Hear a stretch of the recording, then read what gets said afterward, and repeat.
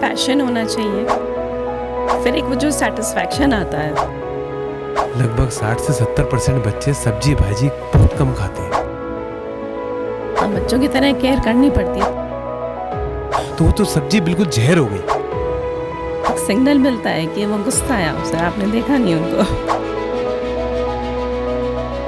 आज हम आपको एक ऐसी खूबसूरत जगह पर लेकर आए हैं जहां हरियाली भी है, ताजगी भी और बहुत सुकून भी। हम बात कर रहे हैं टेरेस गार्डन की। जी हाँ, ये टेरेस गार्डन जहां सुंदरता तो है ही, लेकिन उसके साथ ही बहुत सुकून भी है। यहाँ आपको फूलों के साथ ही घर में किचन में इस्तेमाल की जाने वाली सब्जियां भी मिलेंगी। नॉर्थ इंडियन फूड की बात करें या फिर इटालियन की, यहाँ पर हर एक चीज़ लगी हुई है। चाहे आप प्याज की बात करें, बैंगन की बात करें या फिर लेमन ग्रास और बेसिल की। छत की इस हरियाली में सिर्फ पौधे नहीं, सुकून भी उगता है। यहाँ फूलों की महक है और साथ ही ताज़ी सब्जियों का स्वाद भी। जब आप अपने हाथों से कुछ उगाते हैं तो उसमें सिर्फ मिट्टी नहीं, आपकी मेहनत, प्यार और भरोसा भी शामिल होता है। टेरेस गार्डनिंग ना सिर्फ आपके खाने को शुद्ध बनाती है, बल्कि तनाव भी कम करती है। जिनके घर के टेरेस पर आज हम मौजूद हैं, डॉक्टर राकेश भार्गव और उनकी धर्मपत्नी अर्चना भार्गव जी से, जिन्होंने अपने घर की छत पर एक छोटी सी हरियाली की दुनिया बनाई हुई है। आपको टेरेस गार्डन का ख्याल कैसे आया और इसके क्या फायदे हैं? ये लगभग 10 साल हो गए मुझे करते हुए। और शुरू में जैसे 1-2 पौधे लगाए हमने, तो ये सेटिस्फैक्शन मिला कि ये घर के टमाटर हैं। उस वक्त बच्चे छोटे थे, तो उसके बाद फिर एक इच्छा हो गई कि खाना तो सभी बनाते हैं घर में, घर पे हम खाना उगाएं भी। तो वो धीरे धीरे हम करते गए। एक कोर्स भी किया था मैंने आर्ट ऑफ लिविंग का, तो शुरुआत वहाँ से हुई थी। और फिर करते गए, करते करते सीखते गए, तो सब बढ़ाते गए। भिंडी, टमाटर, पालक, मेथी, धनिया, सब कुछ घर पे ही हो जाता है। तो आप जो खाना बनाती हैं उसमें इन्हीं चीज़ों का, जो आपने यहाँ उगा के रखी है, उन्हीं चीज़ों का इस्तेमाल करते हैं? जी हाँ, जी हाँ। तो जो मार्केट से सब्जियाँ कभी आती होंगी, तो उनमें और जो आपने घर पे उगाई हुई हैं, उनमें कभी आपको कुछ फ़र्क नज़र आया? उनमें मुझे क्या मतलब, अगर मेरे गेस्ट हैं उन्होंने खा लिया तो वो भी फ़र्क बता देते हैं कि ये इसका स्वाद ही अलग है। अभी मैंने रिसेंटली एक मिक्स वेज बनाई थी गार्डन की, जो सब्जियां थी, तो उसका मतलब फ्लेवर अलग ही आया। और वो गेस्ट खा रहे थे तो उनको पता भी नहीं था कि ये टेरेस की है, पर उन्होंने मेकआउट कर लिया कि ये अलग ही है। सर, मैम के साथ क्या आप भी उनका इसमें पूरा साथ देते हैं? हाँ, थोड़ा थोड़ा जब भी समय मिलता है। 90% तो मैडम ही करती हैं, बाकी मैं भी समय मिलता है तो मुझे भी बहुत अच्छा लगता है। शौक़ मुझे भी है। मैंने इसके लिए साथ में एक छोटा सा फार्म हाउस भी है, जहाँ पे हम बाकी चीज़ें भी, गेहूँ, चना और ये सब थोड़ा बहुत करते हैं, हल्दी वगैरह भी। आपने इसकी शुरुआत बहुत छोटे लेवल पे की होगी, तो इसको आगे बढ़ाने की प्रेरणा आपको किससे मिली? देखिए, जो हमने, जैसे मैडम ने बताया कि श्री श्री रविशंकर जी का एक कोर्स हुआ ऑर्गेनिक फार्मिंग करके, तो फिर हम घर पे धीरे धीरे हमने उसको बढ़ाया, सब्जी और सब तरह की चीज़ें करने लगे। तो जो भी ऑर्गेनिक एक्सपर्ट आते थे, जो जिनको समझ थी इन चीज़ों को भोपाल में, तो वो हमारे गार्डन उन्होंने घूमा, देखा, तो बोले कि सर आप इतने छोटे से गार्डन में नहीं, आप मैडम के लिए थोड़ा बड़ी जगह दो, ताकि और ज़्यादा अपने नॉलेज का, अपने ज्ञान का और ज़्यादा उपयोग हो, और उसका आपको और बाकी सब लोगों को भी उससे फ़ायदा मिले। ये जो आपने टेरेस गार्डन बना रखा है, इससे क्या घर के टेम्परेचर पर भी कुछ फ़र्क पड़ता है?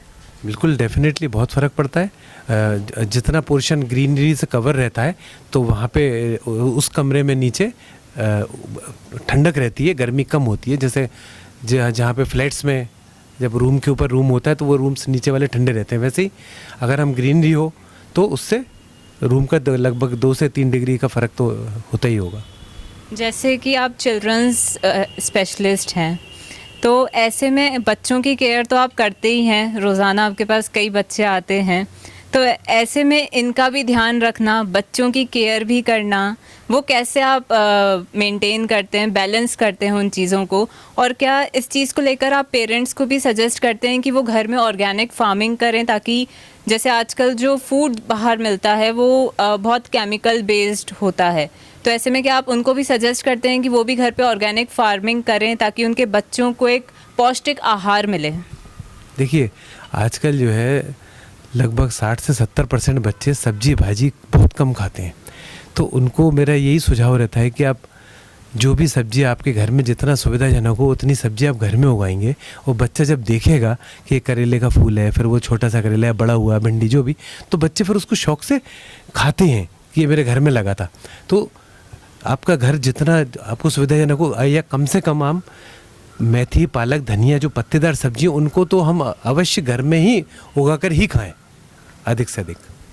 हाल ही में हमने कुछ वीडियोस देखे थे जो इंटरनेट पर भी काफ़ी वायरल हुए थे, जिसमें हमने देखा था कि जो हरी सब्जियां हैं उन्हें नाली के पानी से धोया जा रहा है। तो जाहिर सी बात है कि हमें तो नहीं पता चलता, लेकिन हमारे घरों तक भी वो सब्जियां पहुंचती होंगी, तो उसके क्या नुकसान हैं? देखिए, आप लौकी, कद्दू को तो धो के साफ़ कर सकते हैं। जैसे मैंने बोला ना, पत्ते वाली सब्जी, मेथी, पालक, धनिया, इनको तो इसीलिए बोलते हैं कि घर में उगाना चाहिए। अदरवाइज़ उन्होंने एक बार उसको सीवेज लाइन के पानी से धो लिया तो वो तो सब्जी बिल्कुल जहर हो गई, क्योंकि उसको आप पालक, मेथी को छील के साफ थोड़ी कर सकते हो। इसलिए पत्तेदार सब्जियां हम कोशिश करें कि घर में ही उगा कर लें। आप एक हाउसवाइफ हैं, ऐसे में घर का काम करना और फिर ये जो आपने टेरेस गार्डन बना रखा है, जैसा कि सर ने बताया कि मोस्टली चीज़ें आप ही देखती हैं यहाँ की, तो वो आप कैसे बैलेंस करती हैं? पैशन होना चाहिए, और फिर एक वो जो सेटिस्फैक्शन आता है वो अपने आप ही, आप जो भी स्टार्ट करेगा, तो मेरा मानना है कि अगर कोई स्टार्ट भी करेगा तो उसको फॉलो ज़रूर करेगा, क्योंकि इतने अच्छे रिज़ल्ट मिलते हैं आपको, वेजिटेबल्स इतनी अच्छी मिलती हैं।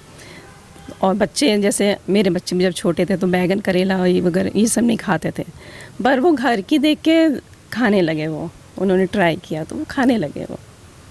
अच्छा, मैंने यहाँ पर देखा कि एक वैसे लोगों की मानसिकता होती है कि हम सिर्फ मिट्टी के गमले में ही पौधों को उगा सकते हैं, लेकिन मैंने आपके टेरेस गार्डन में देखा कि आपने टब का भी इस्तेमाल किया है, सारी चीज़ों का इस्तेमाल किया है, जिसे लोग रॉ समझ के फेंक देते हैं। आपने एक तरीके से waste out of best create किया है। इसके साथ ही लोगों का कहना होता है कि एक पौधे में एक ही, मतलब एक गमले में आप एक ही चीज़ लगा सकते हैं, लेकिन यहाँ मैंने देखा कि 2-3 चीज़ें एक साथ लगी हुई है। तो इसको लेकर आपका क्या कहना है? तो इसको मल्टी लेयर फार्मिंग बोलते हैं। तो इसमें नीचे आता है अदरक, लहसुन, प्याज, जो कि ज़मीन के नीचे होता है। उसके बाद आता है आप उसके ऊपर भिंडी, टमाटर, बैगन ये सब लगा सकते हैं। फिर आप उस पर बेल भी लगा सकते हैं कि करेला है या गिलकी है, लौकी है। तो ये 3 लेयर फार्मिंग तो आप कर ही सकते हैं एक ही पॉट में। जैसे मैंने यहाँ पर देखा, आपने एक ही गमले में 2-3 चीज़ें लगाई हुई हैं। क्या कुछ ऐसे भी पौधे होते हैं जो अगर साथ में लगाए जाएं तो वो ग्रो नहीं कर पाते, उन्हें अलग लगाना ही ज़रूरी है? ऐसे कौन से पौधे हैं जिनको हम एक ही में मिला के लगा सकते हैं? हाँ, ये कंपेनियन प्लांट्स होते हैं। तो ये टमाटर मिर्ची का अच्छा कॉम्बिनेशन होता है, या ये टोमेटो बेसल है वो भी अच्छा कॉम्बिनेशन होता है, या ये अपने भिंडी है, भिंडी और ककड़ी ये एक साथ जाते हैं अच्छे से।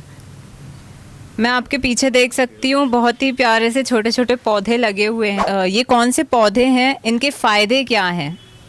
तो ये मिर्च का पौधा है, घर ही में हमने उसके बीज बनाते हैं जो सूख जाती है, और ये लगाया हुआ है।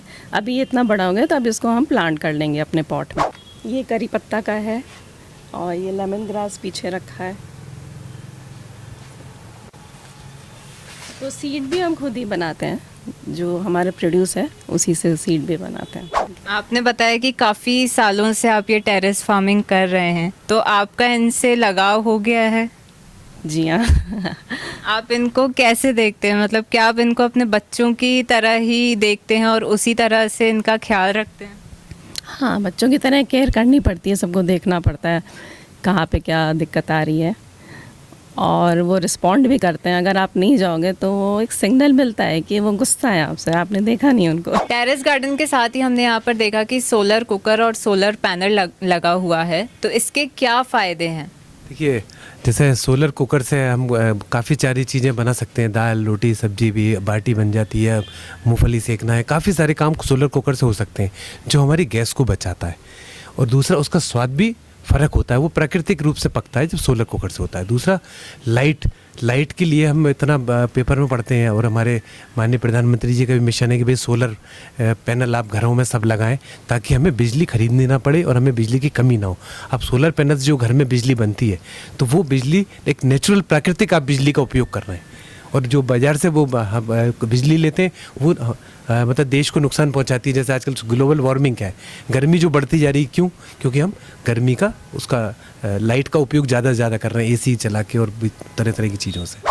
सर, जैसे कि आपके पास बच्चे आते हैं, आप उन्हें दवाई देते हैं, ऐसे में ये भी एक तरीके से आपके बच्चे ही हैं, इनका आप कैसे ध्यान रखते हैं? ज़रूरत पड़ने पर इन्हें आप क्या केयर, क्या दवाई प्रोवाइड करते हैं? जैसे जब बच्चा नॉर्मली तो अपन 90% बच्चों को तो अपन दवाई लिख देते हैं और बच्चे ठीक हो जाते हैं। कुछ जैसे आजकल गर्मी का मौसम है, उल्टी दस्त है, तो पानी की कमी होती है, तो बच्चों को हमें ग्लूकोज चढ़ाना पड़ता है, इंजेक्शन देने पड़ते हैं।